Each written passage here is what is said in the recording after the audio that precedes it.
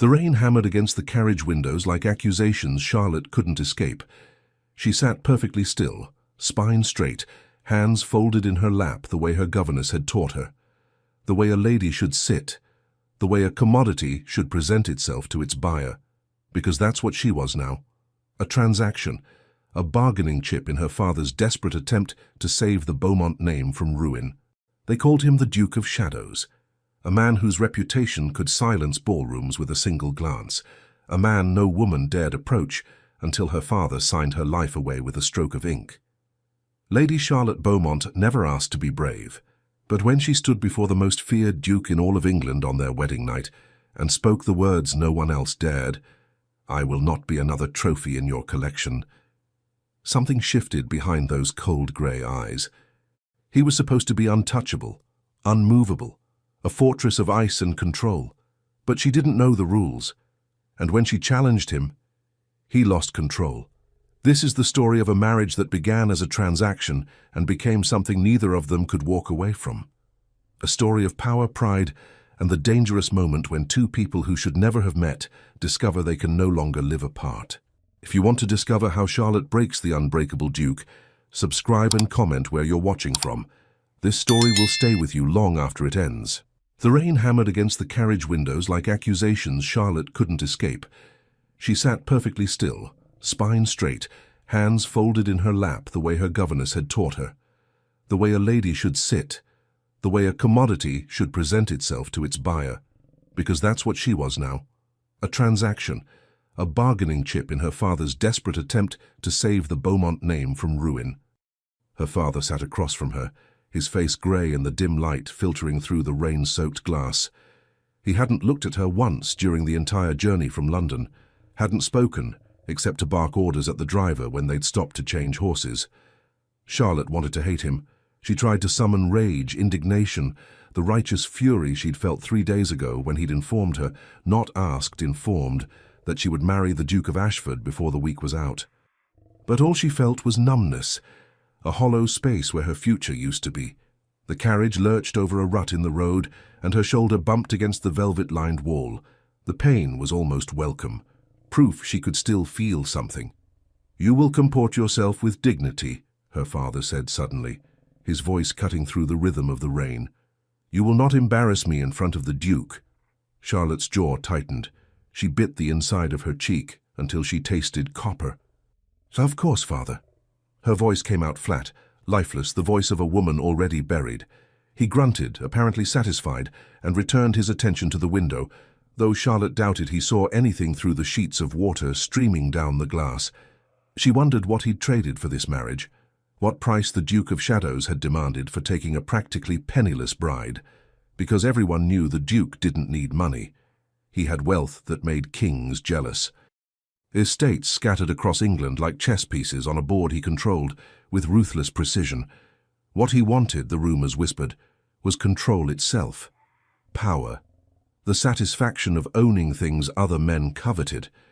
And somehow, her father had convinced him that Charlotte Beaumont, 22, unmarried, with nothing to her name but a pretty face and a failing family estate, was worth acquiring. The thought made her stomach turn. The carriage began to slow, and Charlotte's heart, which had been beating a steady, resigned rhythm, suddenly kicked against her ribs like a trapped bird. "We're here," her father said unnecessarily. Charlotte peered through the rain-blurred window and felt her breath catch. Ashford Manor rose from the landscape like something from a Gothic novel, all dark stone and towering spires, windows that gleamed like watching eyes. Even through the storm, it radiated power, permanence, the kind of wealth that had existed for centuries and would exist for centuries more. A shiver ran down her spine that had nothing to do with the cold. The carriage stopped beneath a covered portico, and immediately a footman appeared with an umbrella, opening the door with practiced efficiency. Charlotte's father descended first, not bothering to offer her his hand. She gathered her skirts and stepped down onto rain-slicked stone, her kid leather boots barely making a sound. The air smelled of wet earth and something else, something sharp and green like crushed herbs. The massive oak doors of the manor swung open, and a butler appeared, his expression perfectly neutral. "Lord Beaumont, Miss Beaumont, His Grace is expecting you in the study." Of course he was. The Duke of Shadows wouldn't be the type to greet guests in a drawing room like a normal person. He would summon them like subjects before a throne. Charlotte lifted her chin and followed her father into the entrance hall. She'd expected grandeur. She'd expected wealth. She hadn't expected beauty. The entrance hall soared 3 stories high, with a sweeping marble staircase that curved like a dancer's arm. Portraits lined the walls, centuries of Ashford ancestors staring down with varying degrees of judgment. A chandelier hung from the ceiling, its crystals catching the grey light from the windows and scattering it across the floor in fractured rainbows. It was stunning and cold, so cold she could almost see her breath. The butler led them down a corridor lined with more portraits, more evidence of lineage and legacy. Charlotte's footsteps echoed on the polished floor, each click of her heels a countdown. They stopped before a door of dark mahogany, and the butler knocked once. "Enter." The voice that came from inside was deep, controlled, the kind of voice that didn't need to be raised to command obedience. The door opened. Charlotte's father strode in without hesitation, but Charlotte found herself frozen on the threshold. The study was all dark wood and leather, shelves lined with books that looked actually read, not just displayed. A fire crackled in a massive stone fireplace, casting dancing shadows across the room. And standing before that fire, one hand resting on the mantel as if he owned not just the house but the very concept of ownership itself, was the Duke of Ashford. Charlotte's breath stopped. She'd heard the descriptions. Everyone had. The Duke of Shadows, the Ice Duke, the man whose stare could freeze blood. But nothing had prepared her for the reality of him. He was tall, easily over 6 feet, with shoulders that strained the seams of his perfectly tailored coat. His hair was dark, almost black, worn slightly longer than fashion dictated, as if he couldn't be bothered with trends. His face was all sharp angles, high cheekbones, a jaw that looked carved from granite, a mouth that probably hadn't smiled in years. But it was his eyes that trapped her, grey. Not the soft grey of morning mist or the gentle grey of doves. This was the grey of storm clouds, of steel, of something ancient and unforgiving. And they were fixed on her with an intensity that made her skin prickle. "Lord Beaumont," the Duke said, his gaze never leaving Charlotte, "I see you've brought the merchandise." The words were like a slap, and Charlotte felt something hot and sharp flare beneath her breastbone. Her father laughed, actually laughed, as if the Duke had made a charming joke instead of reducing his daughter to an object. "Indeed, Your Grace. As promised, Charlotte is, well, you can see for yourself." The Duke's eyes travelled over her slowly, deliberately, not with lust. Charlotte had seen that look before, knew what it looked like when a man wanted her body. This was different. This was assessment, inventory, the way one might examine a horse before purchase.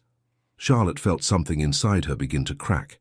She was supposed to curtsy, to lower her eyes demurely, to present herself as the perfect, biddable bride her father needed her to be. Instead, she met the Duke's gaze head-on and lifted her chin. For just a moment, so brief she might have imagined it, something flickered in those grey eyes. Surprise, maybe, or perhaps annoyance that the merchandise dared to look back. "Miss Beaumont," the Duke said, and his voice was silk over steel. "Welcome to Ashford Manor. I trust you understand the terms of our arrangement." "I understand that I had no say in it," Charlotte heard herself reply. The temperature in the room dropped 10 degrees. Her father made a strangled sound. "Charlotte," but the Duke raised one hand, silencing him without even looking in his direction. "Honest," the Duke said slowly, those storm-grey eyes still locked on hers. "How refreshing." He moved away from the fireplace with the fluid grace of a predator, closing the distance between them in 3 long strides. Up close, he was even more overwhelming. He towered over her, radiating a heat that seemed at odds with his reputation for coldness. Charlotte could smell him, sandalwood and something darker, like smoke and rain. "Honesty," he continued, his voice dropping to something almost intimate, "is a quality I value highly. So let me be equally honest with you, Miss Beaumont." He leaned down slightly, bringing his face level with hers. "You will marry me tomorrow. You will become the Duchess of Ashford. And in exchange, your father's debts will be paid, and your family name will remain intact." Charlotte's heart hammered so hard she was certain he could hear it. "What you will not do," he continued, each word precise and deliberate, "is cause me embarrassment. You will not gossip. You will not make scenes. You will present yourself as a credit to the Ashford name, and in return, you will want for nothing." He straightened, putting distance between them again, and Charlotte felt like she could finally breathe. "Do we have an understanding, Miss Beaumont?" Every instinct screamed at her to nod, to agree, to take the path of least resistance and survive this transaction with whatever dignity she could salvage. But Charlotte looked at this man, this duke who thought he could buy her compliance along with her name, and felt that crack inside her widen into something like defiance. "I understand perfectly, Your Grace," she said, her voice steady despite the trembling in her hands. "But I have one condition of my own." Her father gasped. The duke's eyebrows rose a fraction of an inch. "A condition," he repeated, and there was something dangerous in his tone now. Charlotte forced herself to hold his gaze. "I will not be invisible. I will not be another portrait on your wall, silent and still and easily ignored." She took a breath that felt like swallowing glass. "If you want me to be your Duchess, then I will be a real person, with thoughts and opinions and the right to speak them." The silence that followed was absolute. Her father looked like he might faint. The Duke stood perfectly still, his expression unreadable. And then slowly, so slowly Charlotte wondered if she was imagining it, one corner of his mouth lifted. Not a smile, not quite, but something that might have been the ghost of one. "Interesting," he murmured, more to himself than to her. He turned away, returning to his position by the fire, and waved one hand dismissively. "The wedding is tomorrow at 10. Mrs. Hartwell will show you to your rooms. You may go." It was a dismissal, clear and final. But as Charlotte turned to leave, she heard his voice one more time. "Miss Beaumont." She looked back. The Duke was watching her again, and in the firelight, his eyes looked almost molten. "Do try not to make me regret this." Charlotte didn't know what possessed her. Shock, maybe. Or exhaustion. Or the reckless remnants of the girl she'd been before her life became a negotiation. "I could say the same to you, Your Grace." And with that, she swept from the room, leaving her stunned father and the Duke of Shadows behind. It wasn't until she was halfway up the stairs, following a stern-faced housekeeper to quarters she didn't want, that Charlotte realized her hands had finally stopped shaking.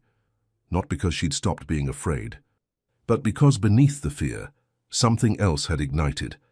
Something that felt dangerously close to hope. Charlotte didn't sleep. She lay in the massive four-poster bed, larger than her entire bedroom back at Beaumont House, and watched shadows dance across the ceiling as the fire in the hearth slowly died to embers. The room was beautiful, in the way mausoleums were beautiful, perfect, cold, untouched by anything as messy as actual life. The walls were papered in silk the color of champagne. The furniture was all dark mahogany, polished until it gleamed. Fresh flowers sat in a crystal vase on the escritoire, their perfume almost cloying in the stillness. Camera intima copia, T-Kext. It was a room designed to impress, not to comfort. Charlotte pulled the heavy brocade coverlet up to her chin, but it did nothing to chase away the chill that had settled in her bones. Tomorrow, she would marry a man who looked at her like a chess piece. Tomorrow, she would become the Duchess of Ashford. Tomorrow, her life as Charlotte Beaumont would end and something else, something unknown and terrifying, would begin.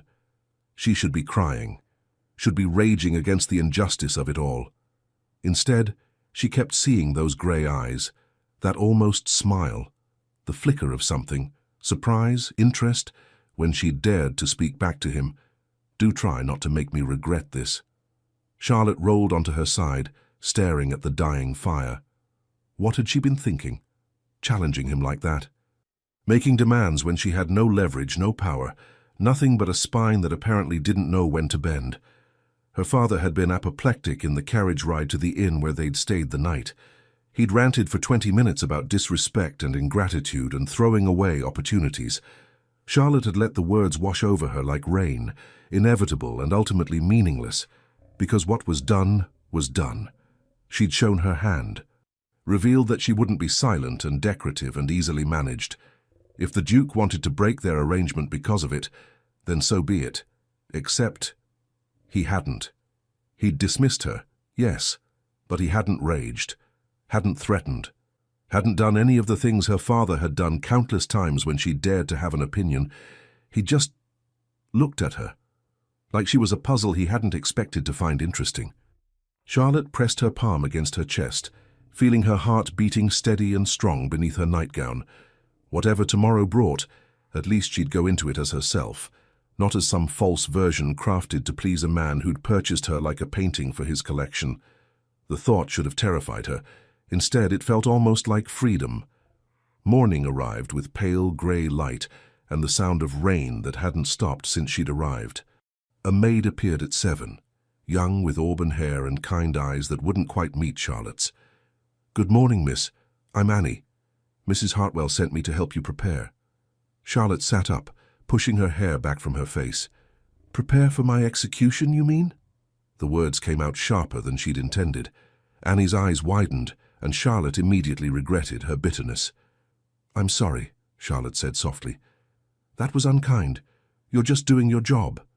Annie relaxed slightly, a small smile tugging at her lips. "That's all right, miss. I imagine if I were in your shoes, I'd feel the same." There was something in her tone, sympathy maybe, or understanding, that made Charlotte's throat tighten. "Have you worked at Ashford Manor long?" Charlotte asked as Annie moved to stoke the fire. 3 years, miss, since I was 15. "And the Duke?" Charlotte hesitated, not sure what she was asking. "What is he like as an employer?" Annie paused, poker still in hand, clearly weighing her words carefully. "He's fair, miss. Stern but fair. He doesn't tolerate laziness or dishonesty, but if you do your work proper, he leaves you be, and he pays better than most of the nobility. Never late with wages, and he makes sure the staff are fed well."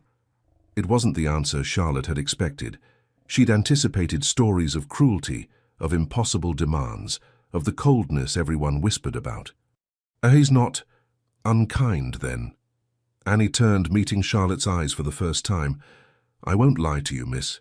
His Grace is not warm. He doesn't smile, doesn't make small talk, but he's not cruel. There's a difference between cold and cruel, if you understand me." Charlotte nodded slowly. She did understand. She'd known cruel men, her father chief among them, men who took pleasure in others' pain, who wielded their power like weapons. Cold she could work with. Cold was just ice. And ice could melt. "Come, miss," Annie said gently. "We should get you ready. Mrs. Hartwell will have my head if you're late." The wedding dress had arrived at dawn. Charlotte stared at it where it hung against the wardrobe and felt her breath catch despite herself. It was exquisite. A masterpiece of white silk and Belgian lace, with tiny pearl buttons running down the back and sleeves that would fall just off her shoulders. The skirt was full without being ostentatious, elegant in its simplicity. Camera intima copia.txt. "His Grace commissioned it," Annie said quietly. "Had his modiste work through the night to have it ready." Charlotte's hand trembled as she reached out to touch the fabric. It was softer than anything she'd ever worn, softer than she'd thought silk could be. "He didn't even know my measurements," she whispered. "He has an eye for details, miss. Always has." The thought made something flutter in Charlotte's chest. He'd looked at her once, just once, in his study, and somehow knew exactly what would fit. It was either impressive or deeply unsettling. Possibly both.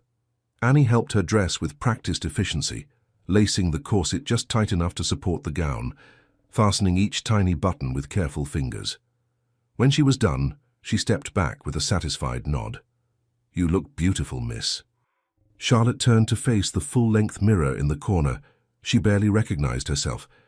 The dress transformed her from a frightened girl into something else, something that looked like it belonged in a manor like this, like it deserved to stand beside a duke. Her dark hair had been swept up with pearl pins, a few curls left to frame her face. Her skin looked porcelain against the white silk. Her eyes, usually a warm brown, looked almost amber in the morning light, bright with emotions she couldn't name. Camera intima copia, txt. She looked like a bride. She felt like an imposter. "It's time, miss," Annie said softly. Charlotte nodded, not trusting her voice. The chapel was attached to the manor by a covered walkway, a small mercy given the relentless rain. Charlotte walked alone. Her father was already inside, playing his role as the magnanimous patriarch giving his daughter away, as if he hadn't sold her to pay his gambling debts. Her hands were freezing despite the gloves, her heart hammered against her ribs so hard it hurt. She paused at the chapel doors, pressing one palm against the ancient oak to steady herself. This was it. The moment everything changed, the point of no return. "I will not be invisible," she'd told him. Charlotte took a breath that tasted like rain and roses, lifted her chin and pushed open the doors. The chapel was small and intimate, lit by hundreds of candles that turned the stone walls gold. There were no guests. This wasn't that kind of wedding. Just the vicar in his robes, her father standing awkwardly to one side, and the Duke. He stood before the altar in a black coat that fit him like sin, his white cravat the only brightness in the sea of darkness. His hands were clasped behind his back, his posture military straight. And he was watching her with those storm-grey eyes, as if she were the only thing in the world that mattered. Charlotte's feet moved of their own accord, carrying her down the short aisle on legs that threatened to give out with every step. The candlelight caught the Duke's face, highlighting the sharp planes and angles, the intensity in his gaze that made her feel stripped bare despite the layers of silk and lace. She stopped beside him, and for a moment, just one suspended, crystalline moment, they simply looked at each other. Up close, she could see details she'd missed the day before. The faint scar above his left eyebrow, the way his jaw clenched and released as if he were holding back words, the fact that his eyes weren't just grey but had flecks of silver in them, like stars in a winter sky. "Miss Beaumont," he murmured, so quietly only she could hear. "You look acceptable." Acceptable. Charlotte felt a smile tug at her lips despite everything. High praise from the Duke of Shadows. Something flickered in his expression, there and gone so fast she might have imagined it. "I don't give praise I don't mean." "Then I shall treasure the compliment, Your Grace." His eyebrow lifted a fraction of an inch. "Are you mocking me?" "Would I dare?" "I believe," he said, his voice dropping even lower, "that you would dare quite a lot." The vicar cleared his throat, and Charlotte realized they'd been staring at each other for far too long. Heat crept up her neck. "Shall we begin?" the vicar asked, clearly uncomfortable with the tension crackling in the air. The Duke inclined his head, and the ceremony started. Charlotte barely heard the words. Something about honor and obedience and joining together what God had wrought. Ancient promises that felt hollow in the candlelit chapel. When it came time for the vows, the Duke's voice was steady, certain, each word clear and deliberate as if he were signing a contract, which, Charlotte supposed, he was. Her own voice trembled only once, on the word obey. She saw the Duke's mouth twitch, though whether with amusement or annoyance she couldn't tell. "The ring," the vicar prompted. The Duke produced a band of gold so beautiful it stole Charlotte's breath. It was engraved with a pattern of vines and roses, delicate and intricate and clearly very, very old. He took her hand, the first time he'd touched her, and Charlotte felt electricity shoot up her arm. His hands were warm, large enough to engulf hers completely. Calloused in a way that surprised her. These weren't the soft hands of a man who did nothing but sign papers and attend balls. He slid the ring onto her finger with a gentleness that seemed at odds with everything she knew about him. It fit perfectly, of course it did. "I now pronounce you man and wife," the vicar said, and Charlotte's stomach dropped. "You may kiss your bride, Your Grace." Oh God, she hadn't thought about this part. The Duke turned to face her fully, and Charlotte saw something shift in his expression. A question maybe, or a warning. He leaned down slowly, giving her time to pull away if she wanted, she realized. Charlotte tilted her face up. Their lips met, and the world stopped. It wasn't passionate. It wasn't deep, just a brush of mouth against mouth, soft and brief and utterly devastating in its tenderness. Charlotte's eyes fluttered closed, and for just that heartbeat of contact, she forgot everything. The arrangement, the transaction, the fear. All that existed was warmth and the faint taste of mint and the impossible softness of his lips against hers. And then, it was over. The Duke pulled back, his eyes dark and unreadable. "Duchess," he said, and the words sounded like both a greeting and a possession. Charlotte's knees felt weak. "Duke." His mouth curved into something that might have been a smile if he remembered how. "Welcome," he murmured, so quietly only she could hear, "to the rest of your life." There was no wedding breakfast, no gathering of well-wishers, no toasts with champagne, no cake decorated with sugar roses and good wishes. Charlotte stood in the entrance hall of Ashford Manor, still wearing her wedding dress, watching her father's carriage disappear down the rain-soaked drive through the front windows. He hadn't said goodbye, hadn't offered congratulations or paternal advice, or even a stiff embrace. He'd simply collected his payment, whatever arrangement he'd made with the Duke, and left. Charlotte was alone. Well, not alone. She could feel the Duke's presence behind her like a physical weight. He hadn't spoken since they'd left the chapel, hadn't touched her beyond that devastating kiss that still tingled on her lips. The silence stretched between them, thick and charged. "Your father was eager to depart," the Duke said finally, his voice carefully neutral. Charlotte didn't turn around. He got what he came for. And what was that, precisely? Freedom from his debts, and freedom from me. She heard the Duke move closer, his footsteps barely audible on the marble floor. "Did he hurt you?" The question was so unexpected that Charlotte did turn then, finding the Duke closer than she'd anticipated, close enough that she could see the fine lines at the corners of his eyes, the way his jaw was clenched, as if he were bracing for her answer. "Not physically," Charlotte said quietly. "My father's cruelty was always more refined than that." Something dark flickered across the Duke's face. "I see." He reached out slowly, giving her time to move away, and tucked a loose curl behind her ear. The gesture was so gentle, so at odds with everything she'd heard about the Duke of Shadows, that Charlotte's breath caught. "You're my Duchess now," he said, his voice low and intense, "which means you're under my protection. No one, not your father, not anyone, will hurt you again, refined or otherwise." Charlotte's heart hammered in her chest. "Why? Why what? Why do you care? I'm just the merchandise you purchased." The Duke's expression hardened. He dropped his hand from her face and stepped back, and Charlotte immediately mourned the loss of his warmth. "Is that what you think?"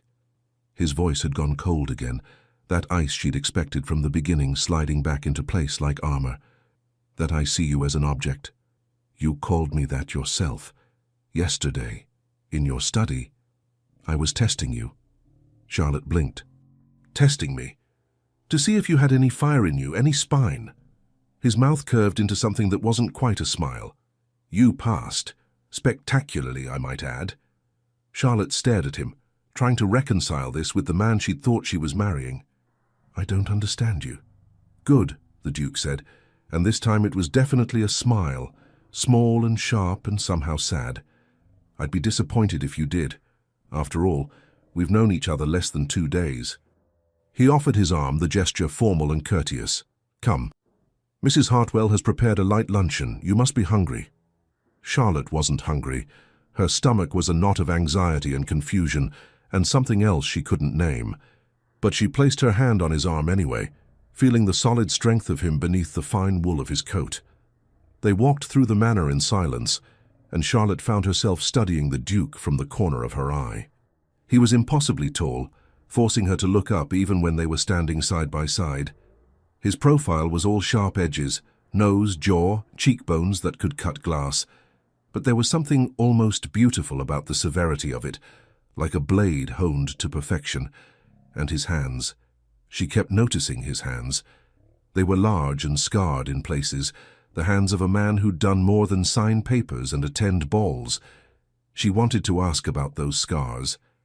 Wanted to know what had put that thin white line across his knuckles, what had caused the mark just below his left thumb. But she didn't, because they were strangers. Strangers who happened to be married. The thought made her dizzy. The dining room was smaller than Charlotte had expected, intimate almost, with windows that overlooked a garden currently being battered by rain. The table could seat 20, but had been set for 2, the places positioned at one end so they wouldn't have to shout across mahogany to be heard. The Duke pulled out her chair and Charlotte sat, hyper-aware of his hands near her shoulders, the heat of him at her back. Servants appeared with silent efficiency, placing dishes before them. Cold pheasant, bread still warm from the oven, cheese, fruit, wine that glowed ruby red in crystal glasses. Charlotte picked up her fork and tried to eat, but every bite tasted like sawdust. "You're not eating," the Duke observed. "I'm not hungry." "You need to eat something. You've had nothing since yesterday." Charlotte set down her fork with more force than necessary. "With all due respect, Your Grace, you may have purchased my name and my future, but you do not get to dictate what I put in my mouth." The silence that followed was deafening, and then, impossibly, the Duke laughed.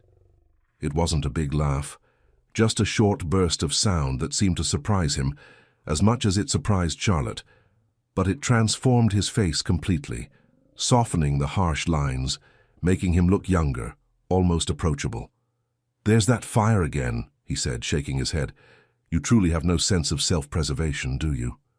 "Should I be afraid of you?" The Duke's smile faded. He set down his wineglass and looked at her with those storm-grey eyes that seemed to see straight through her. "No," he said quietly.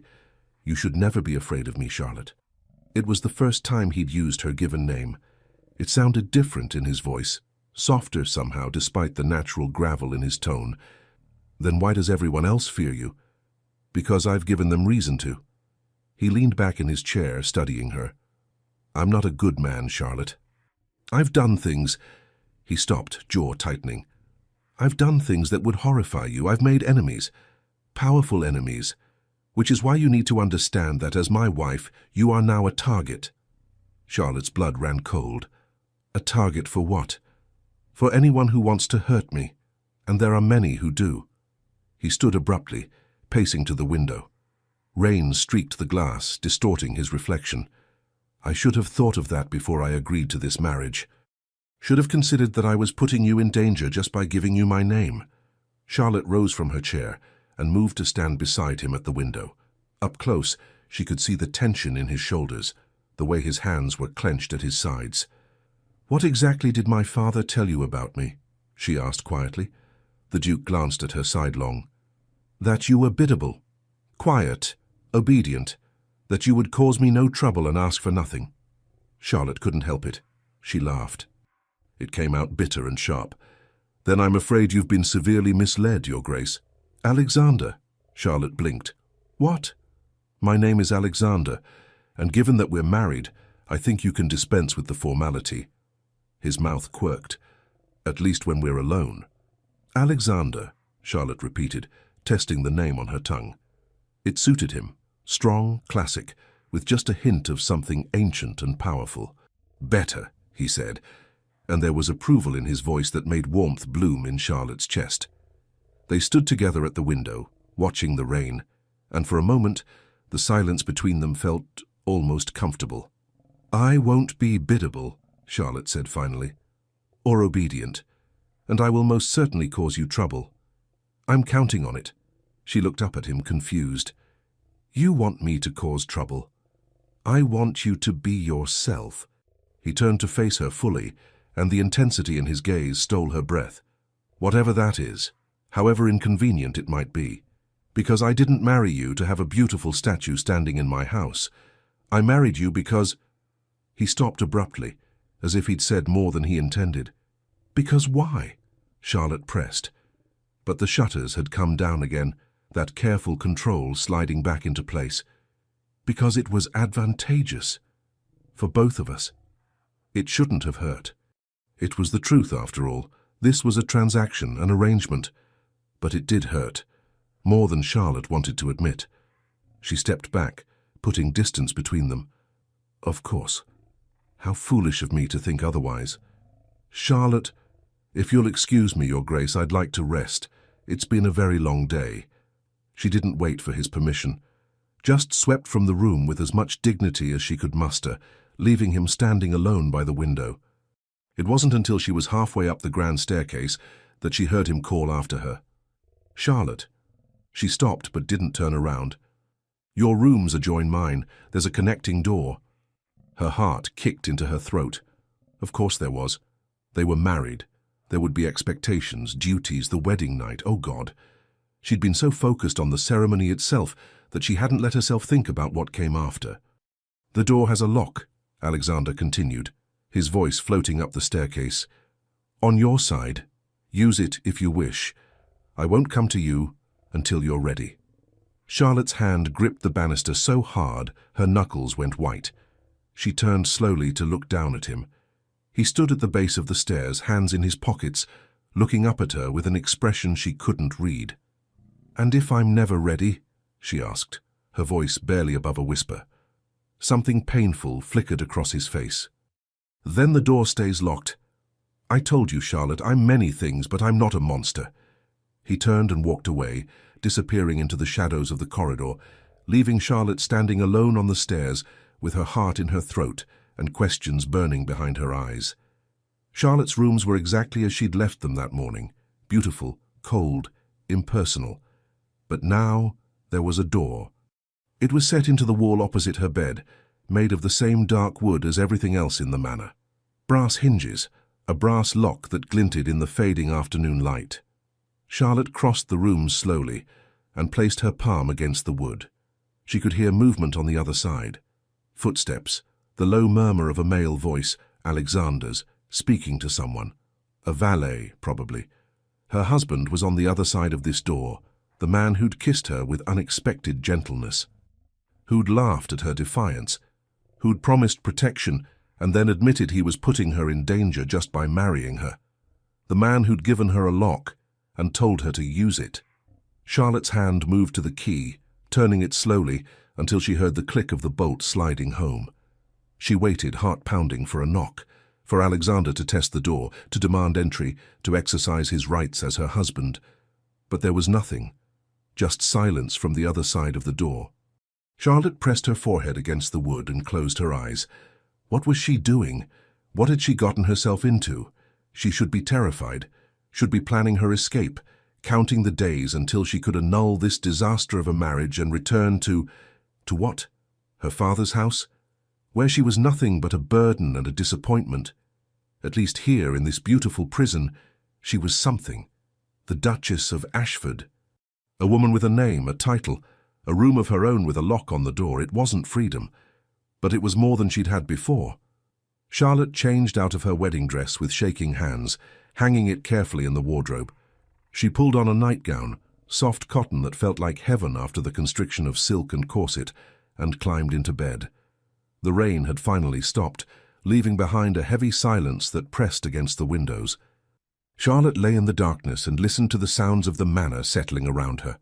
Footsteps in distant corridors, the creak of old wood, the whisper of wind through the eaves, and from the other side of the locked door, nothing. Her husband, the Duke of Shadows, honoring his word. Charlotte closed her eyes and tried to sleep, ignoring the small, traitorous part of her heart that wondered what would have happened if she'd left the door unlocked. Morning came too quickly and not quickly enough. Charlotte woke to sunlight streaming through windows she'd forgotten to curtain, turning her room into a box of golden light that made her squint and burrow deeper into the covers. For one blissful moment, she forgot where she was. And then reality crashed over her like ice water. She was married. She was the Duchess of Ashford. She was lying in a bed in a manor that was now supposedly her home, with a husband on the other side of a locked door who she barely knew and didn't understand. Charlotte groaned and pulled a pillow over her face. A knock at her door made her shoot upright, heart racing. But it wasn't the connecting door, it was the main door, the one leading to the corridor. "Come in," Charlotte called, her voice rough with sleep. Annie entered with a tea tray, her expression carefully cheerful. "Good morning, Your Grace." Your Grace. Charlotte would never get used to that. "Good morning, Annie." The maid set the tray on the small table by the window and began pulling back the heavy curtains, flooding the room with even more light. "His Grace asked me to inform you that breakfast will be served in the morning room at 9, if you wish to join him. But if you'd prefer to eat here, I can bring you a tray." Charlotte glanced at the clock on the mantel. 8:30. Which meant she had 30 minutes to decide whether to face her husband or hide in her room like a coward. She thought of the way he'd looked at her yesterday, the gentleness in his touch, the promise of protection, And then she thought of the locked door between them. "I'll join him," Charlotte heard herself say. Annie's smile was approving. "Very good, Your Grace. Shall I help you dress?" 20 minutes later, Charlotte stood before her mirror in a morning dress of pale blue muslin, her hair swept up in a simple style that Annie had somehow made look elegant. She looked like a duchess, poised, proper, put together. She felt like a fraud. Charlotte took a deep breath, squared her shoulders, and made her way downstairs. The morning room was exactly what its name implied, a room designed to catch the morning sun, with windows facing east and furniture upholstered in cheerful yellows and whites that seemed at odds with the rest of the manor's Gothic grandeur. Alexander was already there, seated at a small round table with a newspaper spread before him and a cup of coffee at his elbow.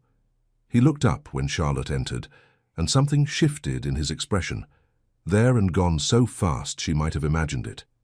"Good morning," he said, rising with the automatic courtesy of his class. "I hope you slept well." It was such a normal thing to say, such a husband thing to say, as if they were any ordinary married couple and not two strangers bound by contract and circumstance. "Well enough," Charlotte lied, taking the seat across from him. "And you?" "I've had worse nights." A servant materialized to pour Charlotte tea. She hadn't even had to ask, and place a plate before her with perfectly prepared eggs, toast, and kippers. They ate in silence for a few minutes, the only sound the rustle of Alexander's newspaper and the clink of silverware against china. It should have been uncomfortable, it was certainly awkward, but there was something almost companionable about it too, as if they were practicing at being married. "I thought we might discuss the household today," Alexander said, folding his newspaper and setting it aside. "Mrs. Hartwell is eager to hand over the keys to you." Charlotte nearly choked on her tea. "Hand over the keys? You're the Duchess now. The household is your domain." "But I'm not prepared to—" "Breathe, Charlotte." She did, dragging air into lungs that had forgotten how to work. Alexander was watching her with something that might have been amusement. "Mrs. Hartwell will help you. She's been running Ashford Manor for 15 years. She knows everything there is to know about managing an estate this size. You won't be alone." "But why would she listen to me? I'm nobody. I don't even know how many servants there are here or what their duties are or—" "She'll listen to you because you're my wife, because I've told her to, and because—" He paused, as if choosing his words carefully. "Because I think you're more capable than you give yourself credit for." Charlotte stared at him. "You don't know me well enough to make that assessment. I know you stood up to me, in my own study, when your father was ready to sell you to the highest bidder, and you had every reason to simply accept your fate quietly." He leaned forward slightly, his grey eyes intent on hers. "I know you demanded to be treated as a person, not a possession. That takes courage, Charlotte, and intelligence, both of which are required to run a household like this." Heat crept up Charlotte's neck. It wasn't desire, not exactly, but something close to it, the warmth of being seen, of being acknowledged as something more than decorative. "I'll try," she said quietly. "I can't promise I'll be good at it, but I'll try. That's all I ask." They returned to their breakfast, but the silence felt different now, less awkward, more like the beginning of something. "Alexander," Charlotte said suddenly, surprising herself. He looked up, one eyebrow raised in question. "Yesterday you said I was in danger, because of your enemies." She set down her teacup with a hand that was almost steady. "I think I deserve to know what I'm up against, who these enemies are, what they might do." Something dark crossed his face. For a moment Charlotte thought he would refuse, would shut down the conversation and retreat behind that wall of ice. But then he sighed and ran a hand through his hair, mussing it in a way that made him look younger, more human. "You're right," he said. "You do deserve to know. But it's not a conversation for the breakfast table." "Then where?" "My study. After you've met with Mrs. Hartwell. There are things I need to tell you. Things about—" He stopped, jaw tightening. "Things about who I am. What I've done. And once I've told you, you may decide you want that door between our rooms to stay locked permanently." Charlotte's heart kicked into a faster rhythm. "Are you trying to frighten me?" "No, I'm trying to be honest with you. as you were honest with me." He stood, coming around the table to stand beside her chair. Charlotte had to tilt her head back to look up at him, and the sheer size of him, the physical power he represented, should have been intimidating. But when he extended his hand to her, it was an offer, not a demand. "Will you trust me, Charlotte, just for a few hours, meet with Mrs. Hartwell, learn about your new home, and then come to my study and let me tell you the truth?" Charlotte looked at his hand, scarred, strong, steady, and then up at his face. In the morning light, his eyes looked less like steel and more like smoke. There were shadows under them, as if he hadn't slept well either. And something in his expression, a vulnerability he was trying to hide, made her chest ache. This man, this Duke of Shadows who everyone feared, who'd given her a lock on her door and praised her courage, and was now asking for her trust instead of demanding it. Charlotte placed her hand in his and let him pull her to her feet. "All right," she said. "I'll trust you, for now." His fingers tightened around hers for just a moment, warm and solid and real. "Thank you," he murmured. And then, so quietly she almost didn't hear it, "You have no idea what that means to me." Mrs. Hartwell turned out to be a formidable woman in her 50s, with steel-grey hair pulled back in a severe bun and eyes that missed absolutely nothing. She was also, Charlotte discovered, surprisingly kind. "Welcome, Your Grace," she said, leading Charlotte through the manor with brisk efficiency. "His Grace has informed me that you'll be taking over management of the household, so I'm here to help make that transition as smooth as possible." For the next 2 hours, Charlotte's head spun with information. There were 37 servants at Ashford Manor, 37 people whose wages, schedules, duties, and personal dramas she was now supposedly responsible for. There were menus to approve, supplies to order, accounts to review. There was the wine cellar to inventory, the linen closet to manage, the guest rooms to keep ready even though Alexander apparently never entertained. It was overwhelming, impossible. A job that required skills Charlotte had never been taught because her father had kept her isolated and undereducated, useful only as a pretty face to trade for his debts. And yet, as Mrs.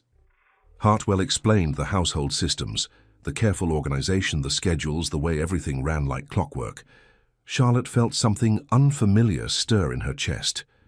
Interest. And beneath that, excitement. This wasn't just a manor. It was a small kingdom, a complex machine that required intelligence and attention and care to keep running smoothly. And Alexander had given it to her, trusted her with it.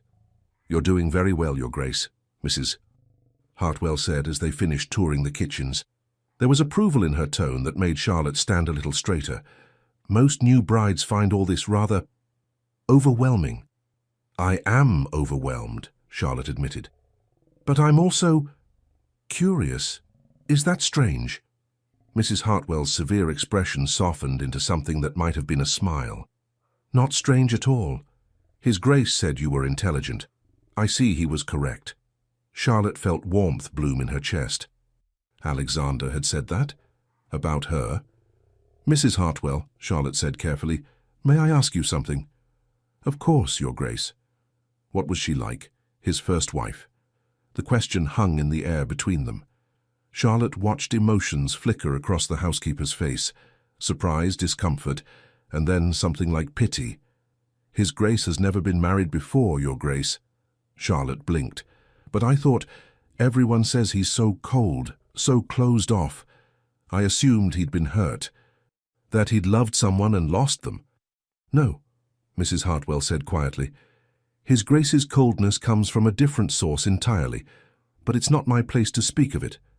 If you want to understand His Grace, you'll have to ask him yourself."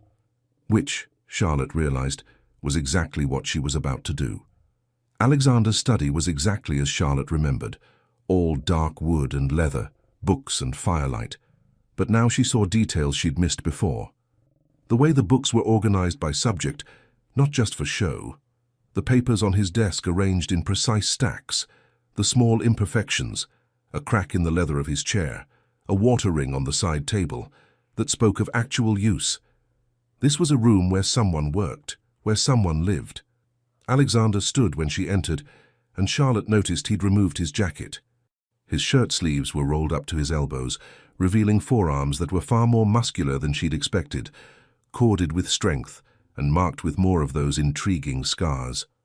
"Charlotte," he said, and there was something in his voice, nervousness that she'd never heard before. "Thank you for coming. You asked me to trust you.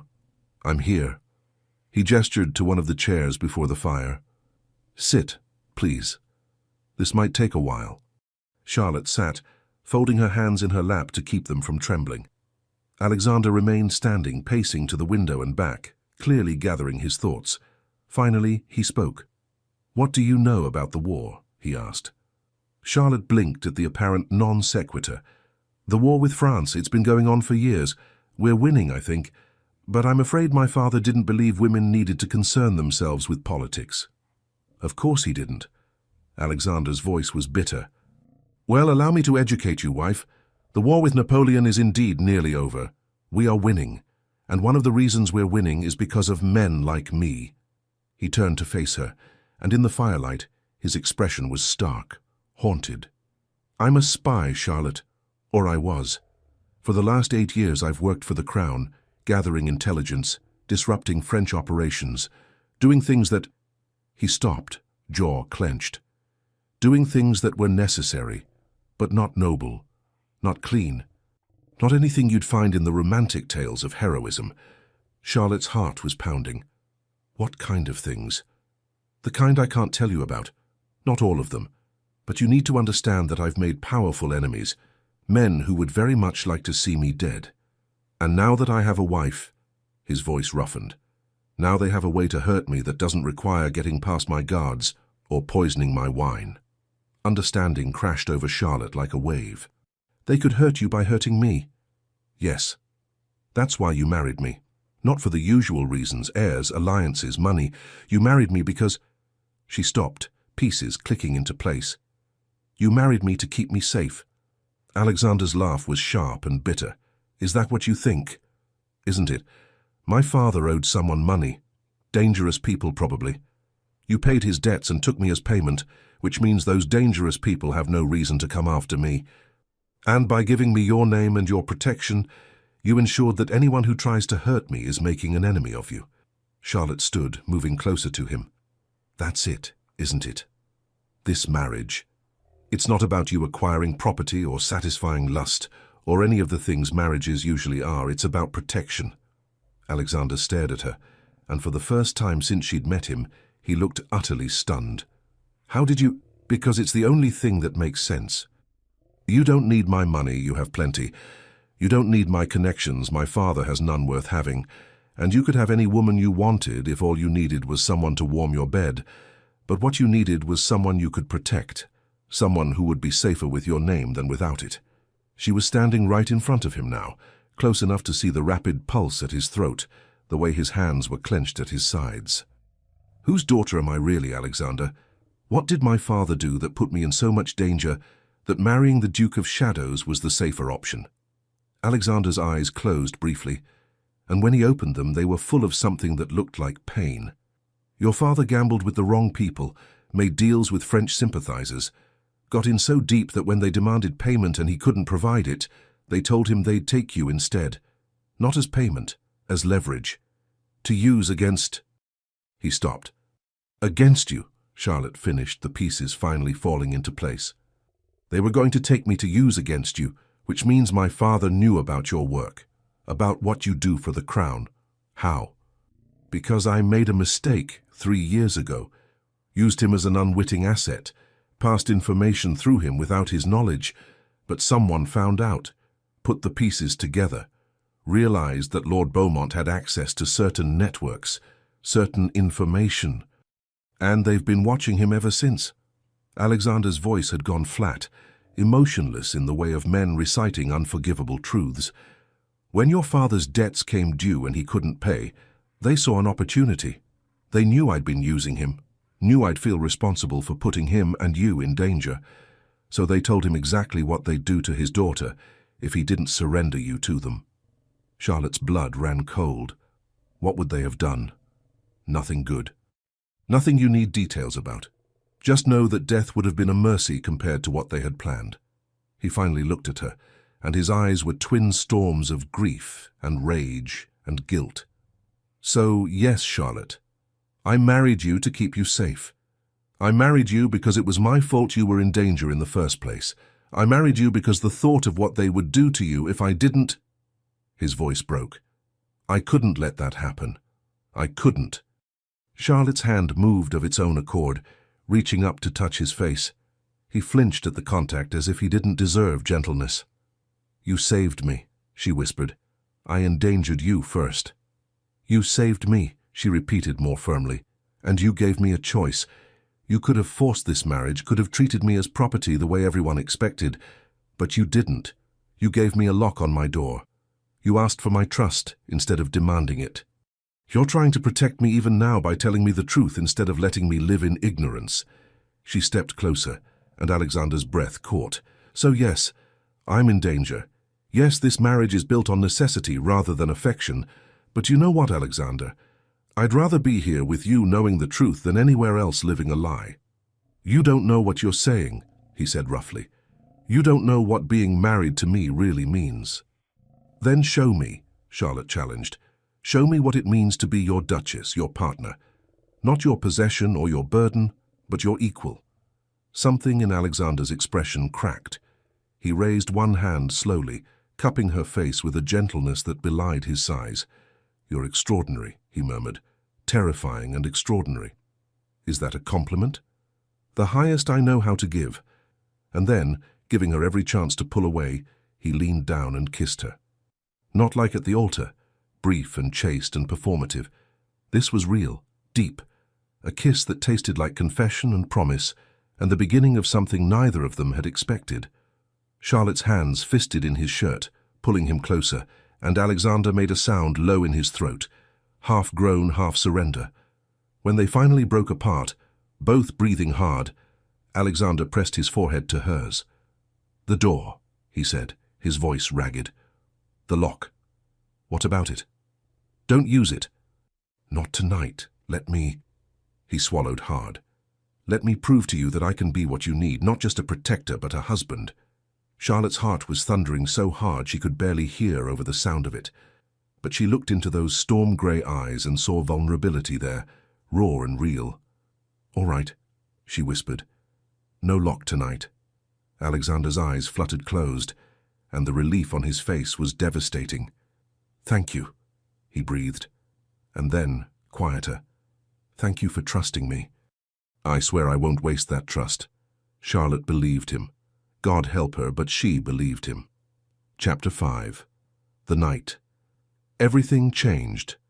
Charlotte spent the rest of the day in a daze. She took dinner in her room, not because she was avoiding Alexander, but because Mrs. Hartwell suggested it might be wise to rest before whatever came next. The older woman hadn't said the words, but Charlotte understood. This would be her wedding night. The moment when this marriage became real in every sense of the word.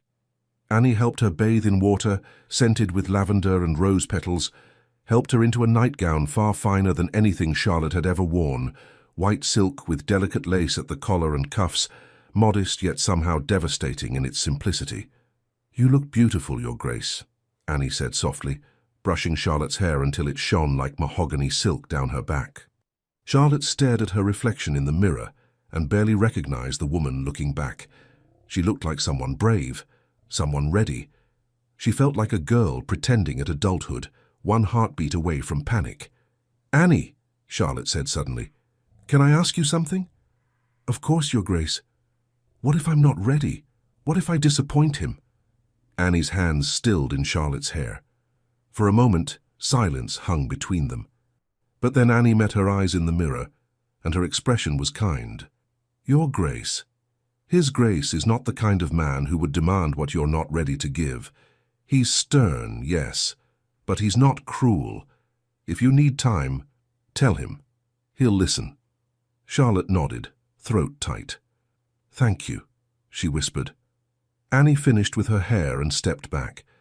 "Is there anything else you need, Your Grace?" "Courage," Charlotte said with a laugh that sounded more like a sob. "You already have that, Your Grace, more than you know." And then Annie was gone and Charlotte was alone with her racing heart and the door. The unlocked door. Charlotte moved to it slowly, pressing her palm against the wood the way she had last night. But this time she didn't turn the key. This time she left the lock untouched and stepped back, waiting. The knock came at 10 o'clock exactly. 3 soft raps against the door. A question, not a demand. Charlotte's voice barely worked. "Come in." The door opened slowly and Alexander stepped through. He'd changed out of his formal attire into a simple white shirt and dark trousers, his feet bare against the carpet. Without his jacket and cravat, he looked less like a duke and more like a man, his dark hair falling across his forehead in a way that softened the sharp angles of his face. His eyes found hers across the room, and Charlotte saw everything she was feeling reflected back at her. Nervousness, hope, a vulnerability that made her chest ache. "Charlotte," he said, and her name in his mouth sounded like a prayer. "Are you certain about this? Because if you've changed your mind, if you need more time—" "I haven't," Charlotte interrupted. Her voice was steadier than she felt. "I told you I'd trust you. I meant it."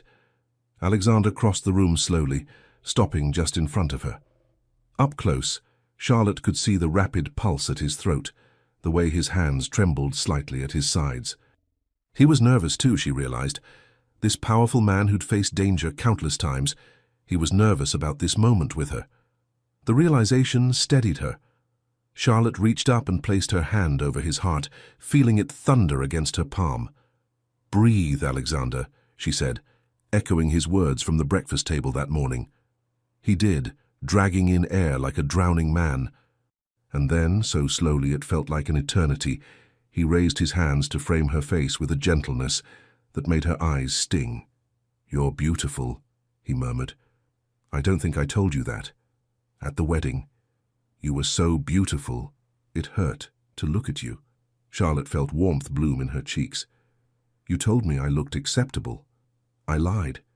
His thumb brushed her cheekbone with devastating tenderness. "I was terrified, Charlotte. Standing in that chapel, watching you walk toward me, knowing that you deserved so much better than a man like me." "Stop," Charlotte whispered. "Stop thinking you're not worthy. You saved me, Alexander. You gave me a choice when I'd never had one. You gave me a voice. You always had a voice. I just made sure people had to listen." Charlotte smiled despite the tears threatening to spill. "Then show me who you really are. Not the Duke of Shadows, just Alexander, just the man I married." Something in his expression cracked wide open. He leaned down and kissed her, softly at first, a question rather than a demand. Charlotte answered by rising on her toes, her arms wrapping around his neck, pulling him closer. The kiss deepened, and Charlotte felt the world fade away. There was only this moment. Only Alexander. Only the warmth spreading through her chest like sunrise. When they finally broke apart, both breathing hard, Alexander pressed his forehead to hers. "If at any moment you need me to stop," he said, his voice rough with emotion. "If you're afraid or uncomfortable or—" "I know," Charlotte said. "I know you'll stop. That's why I'm not afraid." Alexander's eyes closed briefly, as if her words had physically moved him. "I don't deserve you," he whispered. "You do, and I'm choosing you, right now, freely." He kissed her again, and this time Charlotte felt all his carefully maintained control begin to crack. Felt the years of loneliness and isolation in the way he held her, as if she were the only real thing in a world full of shadows. The candles flickered on the mantel, casting dancing light across the walls. Outside, rain began to fall again, a soft patter against the windows that cocooned them in their own private world. "Charlotte," Alexander breathed against her hair. "My Charlotte." "Yours," she agreed. "And you're mine." He drew back just enough to look at her, and the expression on his face, wonder and tenderness and something that looked like worship, stole her breath. "Always," he promised. And then there were no more words. Just the quiet rustle of fabric, the dying crackle of the fire, the whisper of rain against glass. Just two people who'd found each other in the darkness, learning what it meant to no longer be alone. The candles had burned to stubs by the time Charlotte opened her eyes. She didn't remember falling asleep, didn't remember the exact moment when nervousness had transformed into trust, and trust into something infinitely deeper. But she woke to soft grey light filtering through the curtains, and Alexander's arms wrapped protectively around her, his steady heartbeat beneath her ear the most comforting sound she'd ever heard. Charlotte shifted slightly, and Alexander's arms tightened instinctively, even in sleep. She studied his face in the dawn light, the sharp angles softened by sleep, the lines of tension smoothed away. He looked younger like this, peaceful, like a man who'd finally found something worth holding on to. Charlotte's chest ached with the enormity of what she felt. Love. She loved this impossible man, this spy who'd become a savior, this duke who'd given her freedom instead of a cage. As if sensing her gaze, Alexander's eyes fluttered open. For a moment he looked disoriented, and then his eyes found hers and he smiled. It was a real smile. Unguarded, beautiful. "Good morning," he murmured, his voice rough with sleep. "Good morning." His hand came up to cup her face, thumb brushing her cheekbone as if reassuring himself she was real. "Are you all right?" he asked quietly. Charlotte understood what he was really asking, whether he'd hurt her, whether she regretted anything about the night before. She caught his hand and pressed a kiss to his palm. "I'm perfect," she said, and meant it with every fiber of her being. Relief flooded Alexander's expression. He pulled her closer, burying his face in her hair. "Thank you," he whispered, "for trusting me, for choosing me, for being brave enough to unlock that door." Charlotte smiled against his shoulder. "Thank you for being the kind of man worth unlocking it for." They lay in comfortable silence, listening to the rain wrapped in each other and the quiet knowledge that something fundamental had shifted between them. "Charlotte," Alexander said softly. "I know this marriage started as an arrangement, a transaction born of necessity rather than choice." He paused, and Charlotte felt his heartbeat quicken beneath her ear. "But somewhere between our wedding and this moment, you stopped being an obligation and became—" He stopped, and Charlotte could feel him searching for the right words. "Became what?" she prompted gently. "Everything," Alexander breathed. "You became my everything." Charlotte's heart swelled. She pushed herself up to look at him properly, seeing the vulnerability in his eyes, the fear that he'd said too much too soon. "You're my everything too," she whispered. "I don't know exactly when it happened. Maybe when you gave me that lock. Maybe when you told me the truth about who you are. Maybe last night, when you showed me what tenderness looks like. But somewhere along the way, I fell in love with you." Alexander's eyes widened, his breath catching. "Say that again." "I love you, Alexander." The smile that broke across his face was like watching ice melt in spring. Slow, inevitable, transformative. "I love you too," he said, his voice thick with emotion. "God, Charlotte, I love you so much it terrifies me." He pulled her down for a kiss that was sweet and deep and full of promise. When they broke apart, Charlotte settled back against his chest with a contented sigh. "What happens now?" she asked. "Now?" Alexander's arms tightened around her. "Now we build a life together. A real marriage. Not an arrangement or a transaction, but a partnership. I'd like that. So would I." He pressed a kiss to the top of her head. "Though I warn you, I'm going to be insufferable about your safety. You've become far too precious to risk." Charlotte laughed.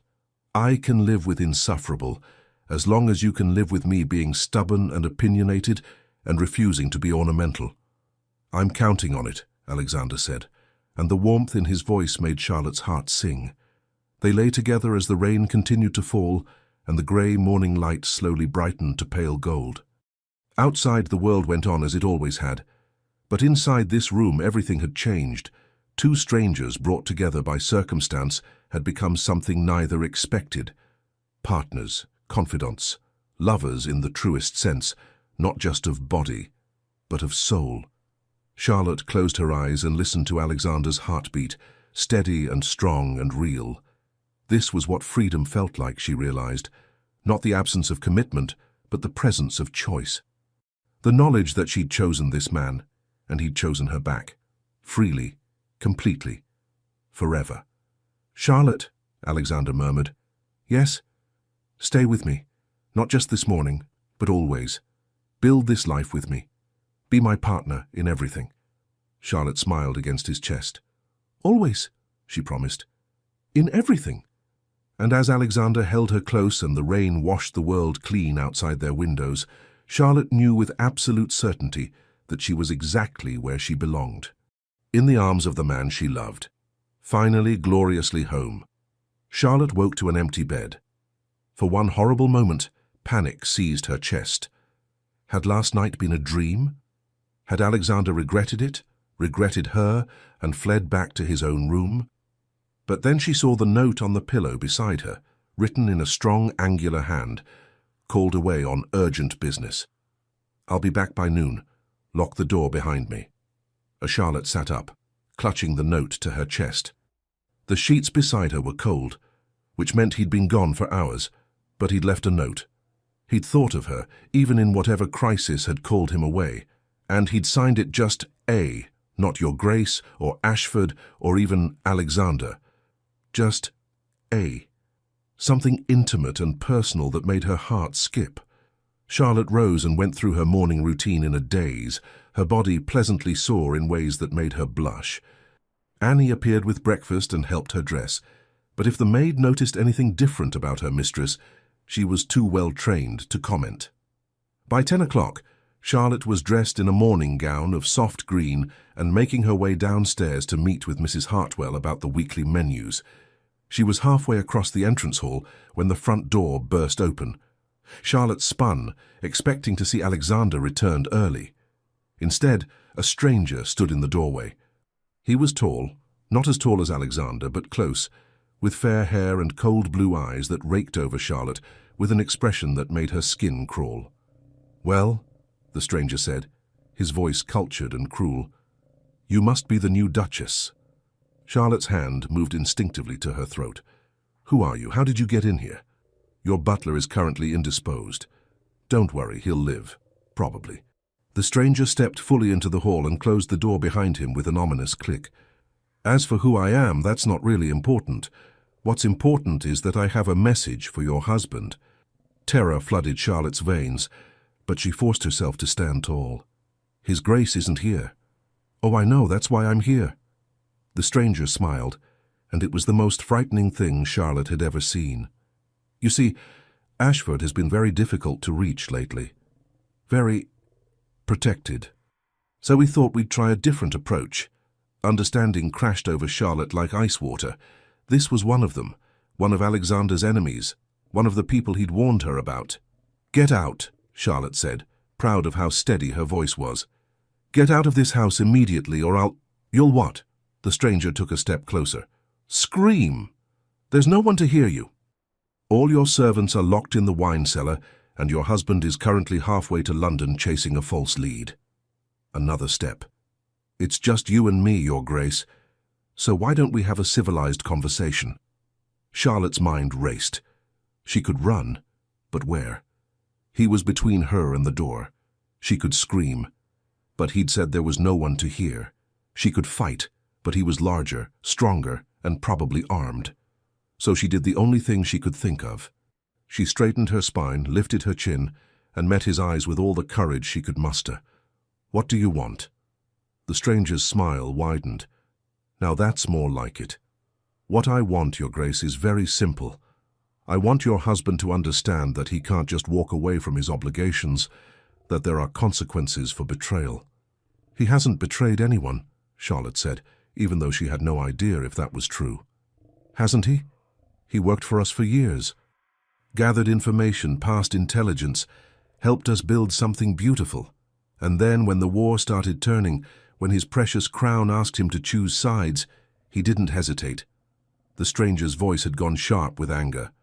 "He turned on us, gave up our names, our operations, everything, got good men killed, and for what? For England? For honor?" He spat the last word like a curse. "Your husband is a traitor, Your Grace, and traitors need to be punished."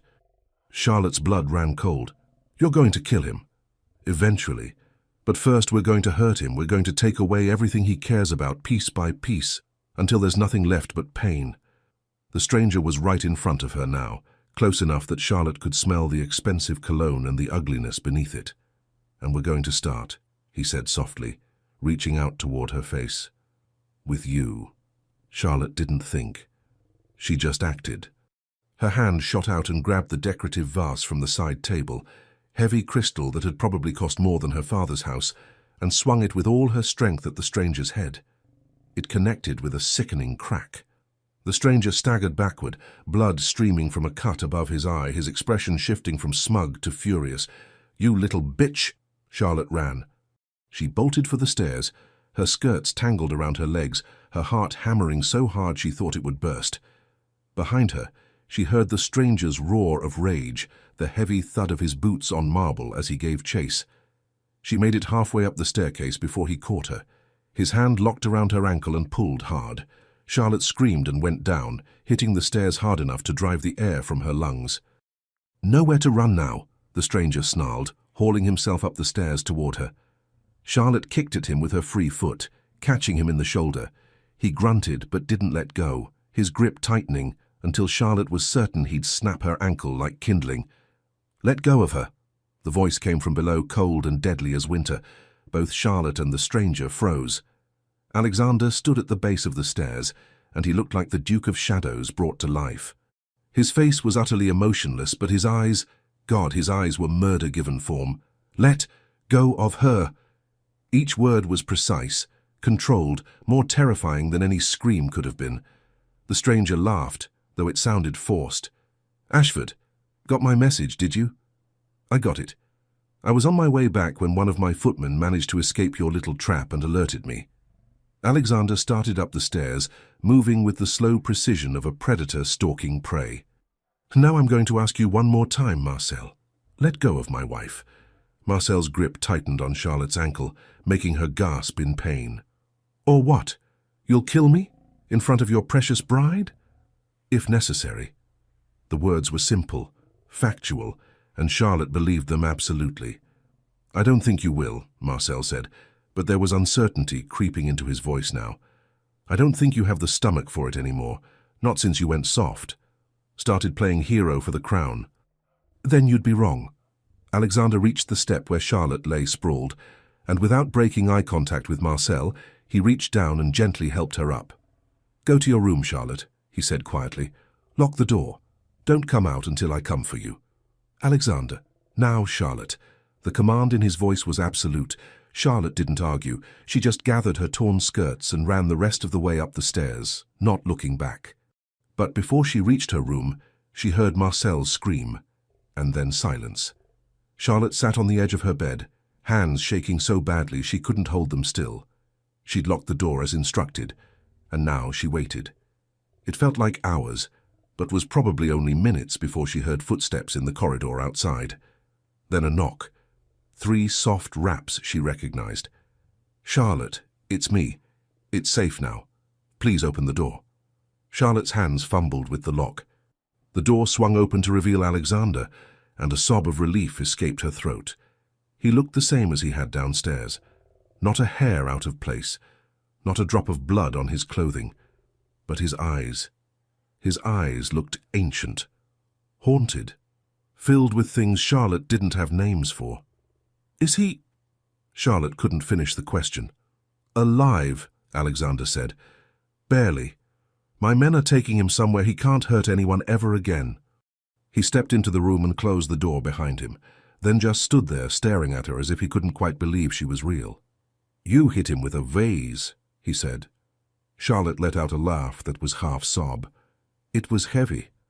I thought it might—" She didn't get to finish because Alexander closed the distance between them in 2 strides and pulled her into his arms. He held her so tightly Charlotte could barely breathe, but she didn't care. She wrapped her arms around him and held on just as hard, letting herself shake, letting herself feel all the terror she'd been holding back. "I'm sorry," Alexander said into her hair, his voice wrecked. "God, Charlotte, I'm so sorry. I should have been here.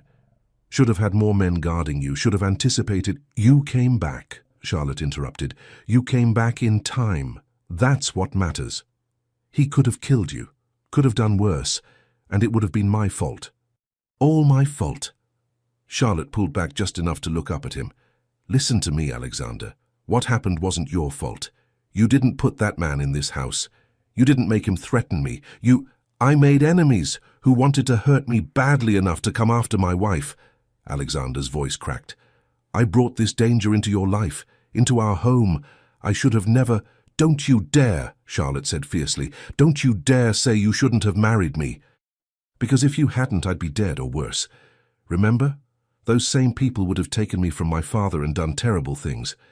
But they didn't. Don't you dare, Charlotte said fiercely. Don't you dare say you shouldn't have married me. Because if you hadn't, I'd be dead or worse, remember? Those same people would have taken me from my father and done terrible things. But they didn't, because you protected me. Because you gave me your name and your home and your protection. She cupped his face in her hands, forcing him to look at her. What happened today was terrifying. But I'm alive. I'm safe. And that's because of you, Alexander. Not in spite of you. Alexander's eyes closed, and a shudder ran through his entire body. When he opened them again, they were wet. I thought I'd lost you, he whispered. When my footman told me Marcel was here, that he'd gotten past our defenses, I thought— His voice broke. I thought I'd come home to find you dead or gone. And I realized that somewhere between our wedding and last night, you stopped being a responsibility and became— He stopped, jaw clenched, as if the words were too dangerous to say aloud. Became what? Charlotte prompted softly. Everything, Alexander breathed. You became everything. And then he was kissing her desperately, hungrily, as if he needed to convince himself she was real. Charlotte kissed him back with equal fervor, pouring everything she felt, all the terror and relief and the fierce, impossible thing growing in her chest that she wasn't quite ready to name, into the kiss. When they finally broke apart, both breathing hard, Alexander pressed his forehead to hers. No more locked doors, he said. From now on, I sleep in your room. I keep you close. I don't let you out of my sight. Alexander, you can't possibly— I can, and I will. His hands framed her face with devastating gentleness. You're my wife, Charlotte, my duchess, my— He swallowed hard. My heart. And I will not lose you. Not to Marcel. Not to anyone. Charlotte's breath caught. Your heart? Alexander's smile was tremulous, vulnerable in a way she'd never seen him. Yes, he said simply. My heart. I know it's too soon. I know we barely know each other. But Charlotte, when I thought you were in danger, when I thought I might lose you— He shook his head. I've faced death 100 times. I've walked into situations where I knew I might not walk out. And I've never been afraid, not once. But today I was terrified, because losing you would be worse than dying. Tears spilled down Charlotte's cheeks. Alexander, you don't have to say anything, he said quickly. I don't expect you to feel the same. I just needed you to know, needed you to understand why I'm going to be insufferable about your safety from now on. Charlotte laughed through her tears. You're already insufferable. Then I'll be more so. She pulled him down for another kiss, softer this time, sweeter. For the record, she whispered against his lips, you're my heart too. I don't know when it happened. Maybe when you gave me a lock on my door. Maybe when you told me the truth about who you are. Maybe last night, when you held me like I was something precious. But somewhere along the way you stopped being the Duke of Shadows and became just Alexander, and I fell in love with him. Alexander went completely still. You love me. Yes, you impossible man. I love you. The smile that broke across his face was like sunrise after a long night, brilliant and warm and so beautiful it hurt to look at. Say it again, he demanded. I love you. Again. I love you, Alexander. I love you. He lifted her off her feet and spun her in a circle, laughing, actually laughing, like a man who'd forgotten how and suddenly remembered. When he set her down, his eyes were bright with joy and something that looked like wonder. I love you too, he said. God help me, Charlotte, but I love you more than I thought possible, more than I knew I was capable of. And then there were no more words. Just the two of them, holding each other close, grateful to be alive and together and impossibly, wonderfully in love. 3 months later, Charlotte stood in the drawing room of Ashford Manor, receiving her first guests as Duchess. She'd been terrified when Alexander suggested hosting a small gathering, terrified that she'd embarrass him, say the wrong thing, use the wrong fork, commit some unforgivable social sin that would reflect poorly on the Ashford name. But Alexander had kissed her fears away and told her she was magnificent. And Mrs. Hartwell had helped her plan every detail until Charlotte felt almost confident. Almost. "Your Grace, the Countess of Pemberton has arrived," the butler announced. Charlotte took a deep breath, smoothed her gown, a stunning creation of sapphire silk that made her eyes look enormous, and moved forward to greet her guest. "Lady Pemberton, how lovely to see you." The Countess was a formidable woman in her 60s, with sharp eyes that missed nothing. She'd been a friend of Alexander's late mother, and Charlotte had been warned that her approval was crucial for Charlotte's acceptance in society. "Your Grace," Lady Pemberton said, looking Charlotte up and down with undisguised assessment, "you're younger than I expected." "And you're exactly as formidable as everyone said," Charlotte replied, before she could stop herself.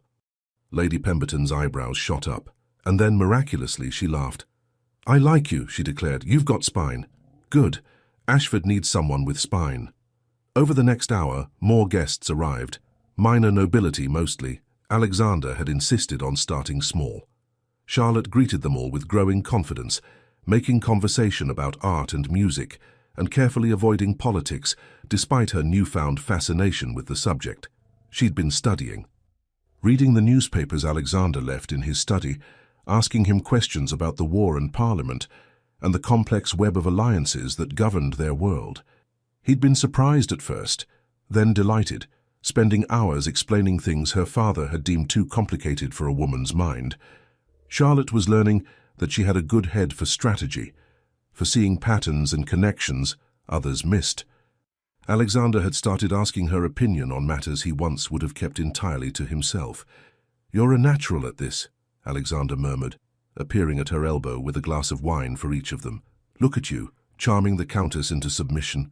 Charlotte accepted the wine gratefully. "She's not so terrifying once you realize she just wants people to be honest with her. Most people are too afraid to be honest. Then most people are fools." Charlotte took a sip of wine and surveyed the room. "Though I admit I'm exhausted. How do you do this all the time?" "I don't. That's why I married someone who could do it for me." Charlotte elbowed him gently. "Liar. You married me because you're hopelessly in love with me." "That too," Alexander agreed, and the warmth in his voice made Charlotte's heart flutter even after 3 months of marriage. 3 months of learning each other, of heated arguments and passionate reconciliations, of waking up tangled together and falling asleep in each other's arms. 3 months of becoming partners in every sense of the word. Charlotte had taken to managing the household with an efficiency that surprised everyone, including herself. She'd reorganized the servants' schedules, improved their working conditions, and even convinced Alexander to increase their wages. She'd also started accompanying him to his estate meetings, offering suggestions that he actually listened to and often implemented. The Duchess of Ashford, it turned out, had a talent for administration and a mind for business that rivaled her husband's. "Your Grace?" Charlotte turned to find a young woman hovering nervously at her elbow. She recognized her as Miss Caroline Hartley, the daughter of a baronet and one of the season's debutantes. "Miss Hartley, how are you enjoying the gathering?" "Very much, Your Grace. I was hoping—" The girl hesitated, twisting her hands together. "I was hoping I might ask your advice." Charlotte blinked in surprise. "My advice?" "Yes. You see, there's a gentleman who's been calling on me, but my father disapproves because he's only a second son with no prospects. But he's kind and intelligent and—" She stopped, blushing furiously. "I'm sorry. I shouldn't burden you with this." "Nonsense," Charlotte said firmly, leading the girl to a quieter corner of the room. "Tell me everything." By the time Miss Hartley finished her story, Charlotte had a plan. It would require some careful maneuvering and possibly calling in a favor from Lady Pemberton, but she thought she could help. "Leave it with me," Charlotte said. "I can't promise anything, but I'll see what I can do." Miss Hartley's eyes filled with tears. "Thank you, Your Grace. Thank you so much." After the girl had gone, Alexander appeared again, shaking his head with amusement. "You're going to meddle, aren't you?" "It's not meddling. It's helping." "It's meddling. You're going to become one of those society women who manages everyone's lives." Charlotte lifted her chin. "And if I am?" Alexander's smile was soft, proud. "Then I pity anyone who gets in your way, because you're magnificent when you're determined." He leaned down and pressed a kiss to her temple, right there in front of all their guests. "I love you," he murmured, so quietly only she could hear. "I love you too," Charlotte whispered back. That night, after the guests had departed, and Charlotte had shed her sapphire gown for a nightgown of soft white cotton, she found Alexander in their shared bedroom, staring into the fire. "What's wrong?" she asked, crossing to stand beside him. "Nothing's wrong." But his expression was troubled. Charlotte waited, knowing he'd tell her in his own time. Finally he spoke. "I received word today. The war is over. Napoleon has been defeated. England has won." Charlotte's heart leaped. "Alexander, that's wonderful. Why do you look so—" "The Crown has asked me to return to service.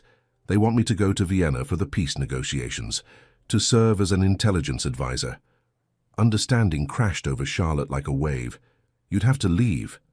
"For 6 months, maybe longer." Alexander turned to face her, and his eyes were full of conflict. "I told them I'd think about it, that I needed to discuss it with my wife." Charlotte's chest felt tight. 6 months, half a year without him, after these 3 perfect months of learning to be married, of falling deeper in love with every passing day.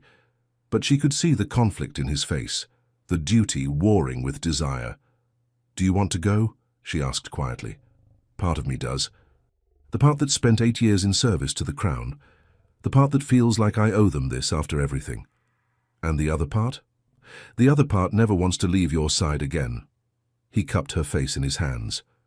"The other part remembers what it felt like to almost lose you and swears never to let you out of my sight." Charlotte covered his hands with hers. "Then take me with you." Alexander's eyes widened. "What?" "Take me with you. To Vienna. I can be useful there. You said yourself I have a head for strategy, and I won't let you do this alone. Charlotte, it could be dangerous. More dangerous than staying here while you're thousands of miles away worrying about me. More dangerous than being apart when we've only just learned how to be together." She stepped closer until they were nearly touching. "We're partners, Alexander, in everything, which means where you go, I go. If you serve the Crown, then so do I. Together." Alexander stared at her for a long moment, and then, slowly, a smile broke across his face. "You're extraordinary," he said. "Do you know that? You may have mentioned it once or twice." He pulled her into his arms and held her close, his heart beating steady and strong against her cheek. "Vienna, then," he said. "Together." "Together," Charlotte agreed. And as Alexander carried her to bed and loved her with a tenderness that still made her breath catch, Charlotte thought about the girl she'd been just 3 months ago, frightened, powerless, resigned to a life she hadn't chosen, and she thought about the woman she'd become, the Duchess who'd faced down an assassin, who'd learned to run a household and navigate society, who'd fallen in love with the most impossible man in England. That girl would never have imagined this. Would never have believed that an arranged marriage to the Duke of Shadows could become the greatest love story she'd never dared to dream. But here she was, in the arms of the man she loved, planning adventures and facing the future without fear. Together. Vienna in winter was breathtakingly beautiful. Charlotte stood at the window of their apartments overlooking the Ringstrasse, watching snow fall like powdered diamonds over the city. Behind her, she could hear Alexander moving around the rooms, preparing for another day of negotiations. 6 weeks into their time in Vienna, and Charlotte had carved out her own role in the diplomatic dance. While Alexander advised on intelligence matters and strategic concerns, Charlotte had become something of a social force, hosting salons where diplomats and their wives mingled, gathering information through conversation and careful observation. It turned out that people told the Duchess of Ashford things they'd never tell her spy husband. They underestimated her, saw a pretty young woman and assumed she was decorative rather than dangerous. They were wrong. Charlotte had uncovered 3 plots against the negotiations, identified 2 double agents, and helped broker a crucial alliance between Austria and England, all through the careful application of charm, intelligence, and strategic gossip. Alexander was equal parts proud and terrified by what his wife had become. "You're going to give me grey hair," he told her last week after she'd casually mentioned preventing an assassination attempt. "You'll be distinguished," Charlotte had replied, kissing him until he forgot to be annoyed. Now as she watched the snow fall, Charlotte felt Alexander's arms wrap around her from behind, pulling her back against his chest. "What are you thinking about?" he murmured, pressing a kiss to the top of her head. "How different everything is from 6 months ago. How if someone had told me then that I'd be in Vienna, working alongside my husband to secure peace for England, I would have thought they were mad. And now? Now it feels like exactly where I'm supposed to be." Alexander's arms tightened. "I love you. I know." Charlotte turned in his embrace to face him. "I love you too. Even when you're being overprotective and insufferable." "I am not overprotective." Charlotte raised an eyebrow. "You assigned me 3 bodyguards." "2," Alexander corrected. "The third one is just there to watch the other 2. "My point exactly." Alexander had the grace to look sheepish. "After what happened with Marcel—" "Who is currently rotting in an English prison," Charlotte interrupted, "along with his entire network, which you dismantled. I'm safe, Alexander." "You're never truly safe. Not as long as people know you're important to me." "Then I suppose we'll just have to be dangerous together." Alexander's smile was slow and wicked. "I do like the sound of that." He was leaning down to kiss her when a sharp knock interrupted them. "Your Grace, you have a visitor," came the butler's voice through the door. Alexander sighed and pulled away. "Tell them I'll be there in a moment." "It's not for you, Your Grace. It's for the Duchess." Charlotte and Alexander exchanged surprised glances. Charlotte had made many acquaintances in Vienna, but few would call at this early hour. "Send them to the drawing room," Charlotte called. "I'll be right there."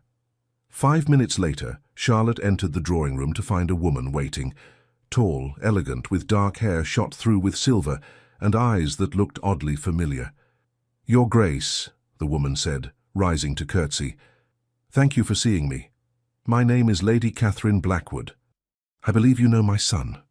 Charlotte's mind raced. Blackwood. She knew that name. One of Alexander's colleagues in intelligence, though they'd never been formally introduced. "Lady Blackwood." "Of course. Please sit. How can I help you?" The older woman's smile was knowing. "Actually, Your Grace, I'm here to help you, or rather to offer you an opportunity." She reached into her reticule and produced a small leather folder, which she handed to Charlotte. "I've been watching you these past weeks, watching how you gather information, how you move through social circles collecting intelligence like a gardener collecting flowers. You have a rare gift, Your Grace, a talent that could be put to use in service of the crown." Charlotte opened the folder and felt her breath catch. Inside were documents, official documents, bearing the royal seal. "You're offering me a position," she said slowly, "as an intelligence operative." "Not quite. What I'm offering is a partnership, a new division within our intelligence network, focused specifically on gathering information through social channels. Women like us, Your Grace, who can move in circles closed to men, who can hear secrets whispered behind fans and in ladies' parlors." Lady Blackwood leaned forward, her eyes intense. "I'm offering you a chance to build something entirely new, to serve your country not in spite of being a woman, but because of it. And to work alongside your husband as true equals in every sense." Charlotte's heart was racing. This was impossible. Women didn't do this kind of work. Not officially, not with royal sanction. And yet, here it was. An offer, an opportunity, a choice. "I need to discuss this with Alexander," Charlotte said. "Of course. Take all the time you need, though I suspect he'll be less surprised than you think." After Lady Blackwood departed, Charlotte sat alone in the drawing room, staring at the documents in her hands. She'd come so far from the frightened girl who'd ridden to Ashford Manor in the rain. She'd learned to be a wife, a duchess, a partner. She'd discovered strengths she never knew she had. And now she was being offered a chance to use those strengths in service of something larger than herself. The door opened and Alexander appeared, his expression cautious. "Lady Blackwood found me in the hall," he said. Told me what she'd offered you. Did you know she was coming? I knew she was considering it. She asked my opinion last week. I told her it was entirely your decision. Charlotte looked up at him. What do you want me to do? Alexander crossed the room and knelt beside her chair, taking her hands in his. I want you to do whatever makes you happy. If that's returning to England and being the Duchess of Ashford in the traditional sense, hosting parties and managing estates and living a quiet life, then that's what we'll do. If it's this, building something new, taking risks, working in intelligence alongside me, then we'll do that instead. He pressed a kiss to her knuckles. I fell in love with you because you refused to be invisible, because you demanded to be seen as a full person with thoughts and opinions and agency. I won't take that away by telling you what to do now. Charlotte felt tears prick her eyes. I'm terrified. Good. That means you're smart enough to understand the risks. But I'm also excited. Is that wrong? Not wrong at all. Alexander's smile was fierce with pride. It's perfect. You're perfect. Charlotte looked down at the documents in her lap, then back up at her husband. Ask me why I love you, she said suddenly. Alexander blinked, surprised. Why do you love me? Because you're the only man I've ever met who sees me as an equal, who doesn't want to diminish me or cage me or keep me small and safe and decorative. You want me to be magnificent, even when it terrifies you. She cupped his face in her hands. So, yes, I want to do this. I want to build something new with Lady Blackwood. I want to serve the crown and work alongside you and be more than just a duchess in name. Alexander's eyes shone with something that looked suspiciously like tears. Then let's do it. Together. Always together, Charlotte agreed. And when Alexander kissed her, fierce and proud and full of love, Charlotte thought about the locked door that had started everything. The door she'd been given with the promise of safety. She'd unlocked it, stepped through it, and found not just a husband, but a partner, an equal, a love that demanded she be her fullest, brightest, most magnificent self. The Duke and Duchess of Ashford, partners in marriage, in love, and now in service to the crown. It was unconventional, dangerous, completely improper by society's standards. It was perfect. 5 years later, Charlotte stood in the study at Ashford Manor, reviewing intelligence reports with the same careful attention she'd once given to household menus. 5 years since her wedding. 5 years since she'd challenged the Duke of Shadows and discovered he had a heart beneath the ice. So much had changed. The war was over. Napoleon was defeated. And the intelligence network she'd built with Lady Blackwood had become one of the crown's most valuable assets. But some things remained the same. Alexander still kissed her like she was the most precious thing in the world. Still held her close at night as if afraid she might disappear. Still looked at her with eyes full of wonder when she said something particularly clever. And Charlotte still challenged him. Still refused to be anything less than his equal. Still made him laugh when he was being too serious and pulled him into bed when he worked too late. You're brooding, Alexander said, appearing in the doorway with their daughter balanced on his hip. Emily was 3 years old, with Alexander's dark hair and Charlotte's warm brown eyes, and already she showed signs of inheriting both parents' stubborn streak. Mama! Emily reached for Charlotte, who took her with a laugh. I'm not brooding. I'm thinking. Same thing, Alexander said, kissing first his daughter's head and then his wife's mouth. What about? About how 5 years ago I thought my life was ending, and instead, it was just beginning. Alexander's arms came around both of them, creating a circle of warmth and safety. Best transaction I ever made, he said with a smile. Charlotte elbowed him. I am not a transaction. No, you're my wife, my partner, my love, the mother of my child and the keeper of my heart. He pressed his forehead to hers while Emily giggled between them. You're everything, Charlotte.